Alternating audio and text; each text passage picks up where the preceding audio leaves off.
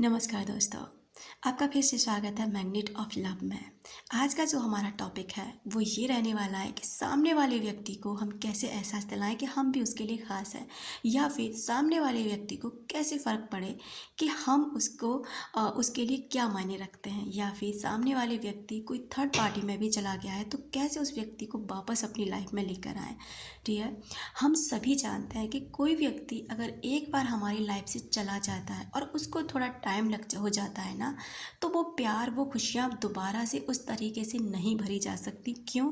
क्योंकि आप जानते हैं कि आपके अंदर जो गलतफहमियों का जो जाल बुन चुका है ना, वो आप नहीं तोड़ेंगे। आप हमेशा उस पर शक ही करेंगे, हमेशा उस इंसान को ताने ही देंगे, तुम छोड़ के चले गए थे, छोड़ के चली गई थी किसी और के पास। तो वो रिश्ते में पहले जैसा प्यार भरने के लिए आपको सुधरना होगा। सबसे पहले आपको ही खुद को हील करना होगा कि आखिर में आपकी किस गलती की वजह से वो इंसान आपसे दूर हुआ। भले ही सामने वाले की गलती हुई है, लेकिन कुछ तो आपसे ऐसा हुआ होगा कि जो सामने वाला आपसे परेशान हो गया। तो यहीं पर इस चीज़ों को ना हम समझना चाहते हैं। उस इंसान ने भले ही किसी और इंसान से शादी कर ली, भले ही वो किसी और के साथ है, थर्ड पार्टी में है, या जो भी है, आपको छोड़ के जा चुका है, किसी और के साथ बहुत खुश दिखाई देता है।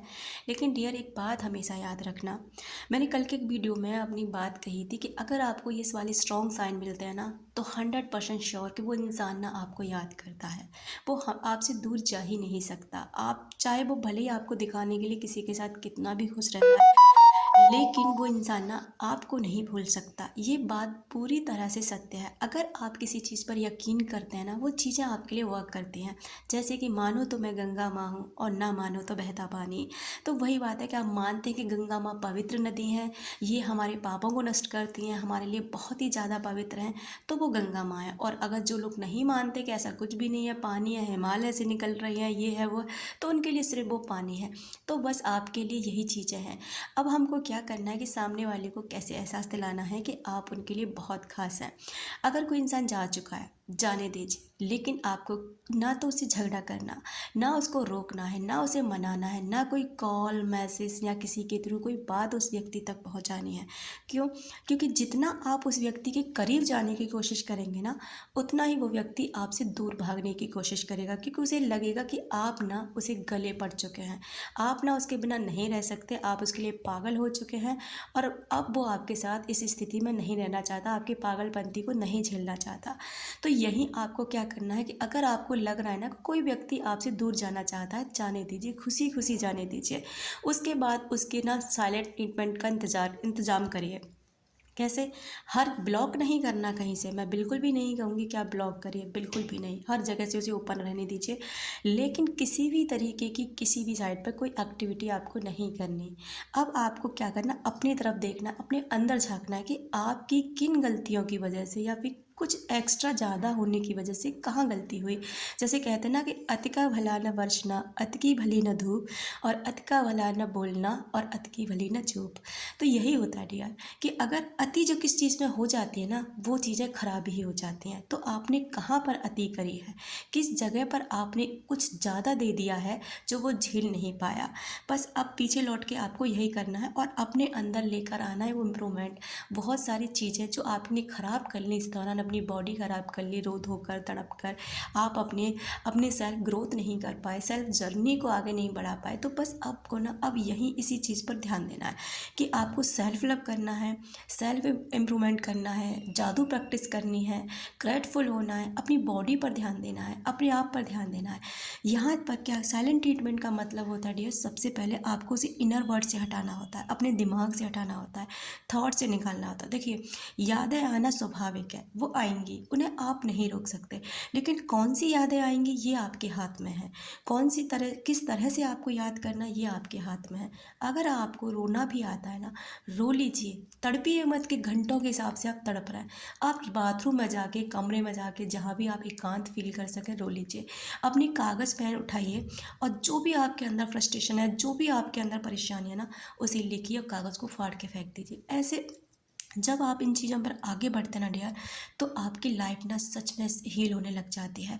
भले ही वो अगर आप ना महीनों से उसके साथ नो कांटेक्ट में हैं या साइलेंट मोड पर हैं, लेकिन फ़र्क कोई नहीं पड़ता है। क्यों? क्योंकि आप उसे सच में साइलेंट ट्रीटमेंट नहीं दे रहे हैं। कहीं ना कहीं से उसे पता चलता रहता है, आज भी आप उसे याद कर रहे हैं। आप और कहीं नहीं तो आपकी एनर्जी उस व्यक्ति के पास पहुंचती रहती है कि आप उसको ना याद कर रहे हैं, आप उसके लिए रो रहे हैं, तड़प रहे हैं, क्योंकि आपने अपने आप को ख़राब कर लिया है। सबसे पहले आप खुद को हील करेंगे, खुद को संभालेंगे, खुद को अपने अंदर ये देखेंगे कि आपने कहाँ गलती करी, क्या हुआ, ये इंसान आपको छोड़कर क्यों गया। आप आगे बढ़ते हैं, सब कुछ कर रहे हैं अपनी लाइफ में आगे बढ़ने के लिए, और याद नहीं करना चाहते, और फिर भी रह रहे कि ना उस इंसान का ख्याल आते रहना, उसके बारे में चीज़ें पता चलना, किसी बाहर से पता चलना, तो ये पूरे साइन होते हैं डियर कि वो इंसान भी आपको याद करता है और करेगा भी। क्योंकि आप जैसा प्यार ना उसे कोई दे ही नहीं सकता। कहते हैं ना कि जो सच्चा प्यार होता है ना, जो सच में एक केयर वाला होता है, वो एक ही बार मिलता है। भले ही आप 10 लोगों के पास चले जाओ, लेकिन जो एक बार आपकी केयर की गई है ना, वो हर कोई आपकी केयर नहीं करेगा। वही चीज़ आपको हर कोई नहीं देगा। तो इसलिए डियर, अपने आप पे भरोसा रखो, यूनिवर्स पे भरोसा रखो, अपने कर्मास पे भरोसा रखो कि आपने अपनी तरफ से बेस्ट दिया, आपने सब कुछ अच्छा किया।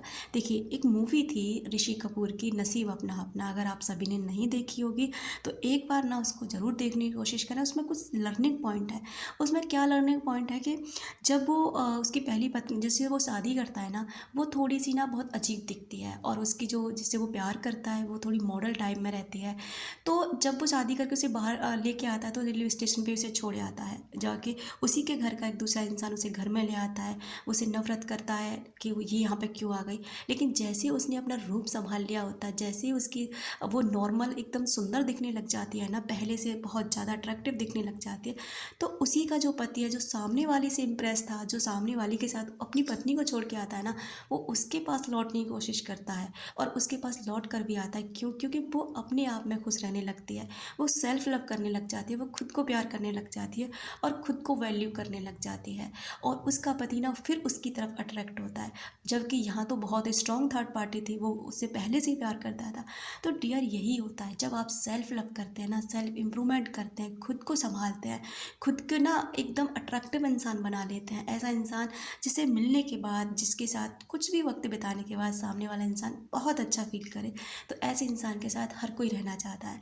तो बस आपको यही करना है। साइलेंट ट्रीटमेंट का मतलब यही है कि आपको खुद पर ध्यान देना है, खुद की ग्रोथ करनी है, अपनी अपने शरीर को सुधारना है, और खुद की सोच को सुधारना है। Law of attraction, law of energy बहुत कमाल की चीज़ें हैं। अगर आप इन्हें जान लेते हैं ना, तो आपके जीवन में ये बहुत बेहतरीन बदलाव लेकर आते हैं। और सबसे बड़ी बात, हम क्या करते हैं पता है? दूसरों की गलतियाँ और खुद में अच्छाइयाँ ढूंढते हैं, जबकि हमें क्या करना चाहिए? खुद की कमियाँ और दूसरों में अच्छाइयाँ ढूंढनी चाहिए कि सामने वाले में क्या अच्छा है और हमारे अंदर क्या गलत है, हमारे अंदर अभी क्या कमियाँ हैं और सामने वाले के अंदर क्या अच्छाइयाँ हैं। तब जाके रिश्ते संभलने लगते हैं, तब जाके वो प्यार होने लगता है डियर। लेकिन आज का टाइम क्या है ना, तुम मेरे लिए एक करोगे तो मैं तुम्हारे लिए एक करूँगा, तुम मेरे लिए बिल्कुल नहीं करोगे तो मैं तुम्हारे लिए बिल्कुल भी नहीं करूँगा। तो ऐसे रिश्ते नहीं, ये सौदेबाजियाँ होती हैं, और आजकल सौदेबाजियाँ ही ज़्यादा हैं। रिश्तों में ज़्यादा अहमियत इतनी रही नहीं है। बस ये है कि ऑप्शन लोगों के पास बहुत हो चुके हैं, क्योंकि आजकल ना बहुत ज़्यादा इंस्टा आईडी, फेसबुक, व्हाट्सएप, यानी कौन कौन सी साइट है जिन पर लोग फ्रेंड भी बहुत ज़्यादा अवेलेबल है, फ्रेंड से दोस्ती होती है, दोस्ती के साथ साथ फिर आपको पता ही है कि लोग रिश्तों में चले जाते हैं। तो फिर आजकल लोगों के पास ना ऑप्शन बहुत ज़्यादा है। तो सबसे बेस्ट ऑप्शन आपको साइलेंट ट्रीटमेंट देना ही देना है, लेकिन इसके भी कुछ नियम होते हैं। बिल्कुल कॉल, मैसेज, तड़पना, रोना धोना, कहीं से कोई कांटेक्ट नहीं, किसी से भी कोई बात नहीं कि आप अपनी लाइफ में क्या कर रहे हैं, उस जगह से गायब हो जाना जिस जगह पे वो इंसान है, और तब जाकर ना आपके उस साइलेंट ट्रीटमेंट का असर होता है। इनर वर्ड से भी उस इंसान को बिल्कुल रिमूव करके बाहर फेंक देना, ये आप कर सकते हैं, ये आपके अंदर पावर है, क्योंकि आपकी एनर्जी ना उस इंसान तक पहुंचती है। जब आपको ऐसे साइन मिलते हैं तो उस इंसान को भी ये साइन मिलने लग जाते हैं कि आप भी उसकी यादों में तड़प रहे हैं, रो रहे हैं। आई होप कि आप समझ गए होंगे कि मैं आपको क्या समझाना चाहती हूँ। अपना रखें ख्याल, अपनों का रखें ख्याल, जिसे आप अट्रैक्ट कर सकें ढेर सारा प्यार और ढेर सारी खुशियाँ। मिलते हैं अपनी नेक्स्ट वीडियो में।